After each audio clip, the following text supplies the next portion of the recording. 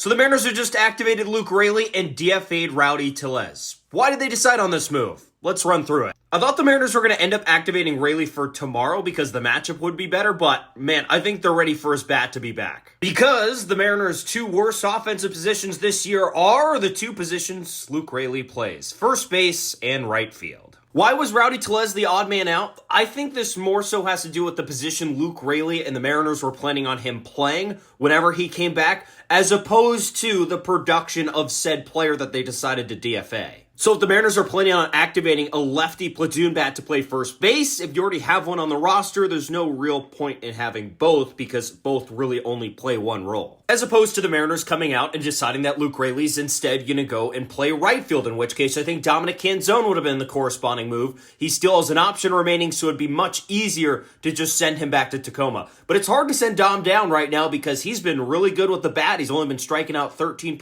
of the time and hitting well above average since he's been up in the big leagues. So the Mariners sit here and think, hey, we can upgrade offensively in right field if we play Dom Kenzone more, and we can upgrade offensively where Luke Raley is playing most of the time at first base, and he could do most of what he did last year. That's going to be a big win for us. Why wasn't Donovan Solano the corresponding move? I think there's a couple different reasons. Number one, over the last month, Donovan Solano's been about 50% above league average as a hitter. That's really kind of hard to ignore, and I think the Mariners are noticing that as well. They really enjoy his at-bats, and I also think they really enjoy his leadership in the clubhouse. But also, he has a defined role. His role's not being replaced. Luke Raley's not a right-handed hitter, so there's no reason to disrupt a role in how the roster is structured just for the sake of making a move, unless Luke Raley's just, Pete Alonso at first base, which he's not. The other guy I thought they might make a move on, potentially, was Mastro, but in reality, he plays 5 different positions. He runs really well, can come off the bench, offers you a lot of versatility, something that Rowdy Tles really doesn't do, so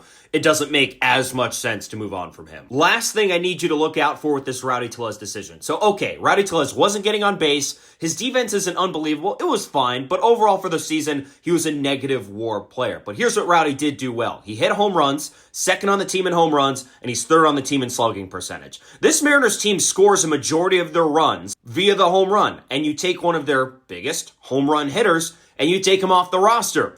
Is that decision going to end up paying off? I know Luke Raley's going to hit home runs, but wouldn't it be better to potentially have both of those guys on the roster if that's how you are going to drive in your runs this season and support this pitching staff? What's your guys' reaction to this roster move? Did the Mariners make the right one? Let us know in the comments below.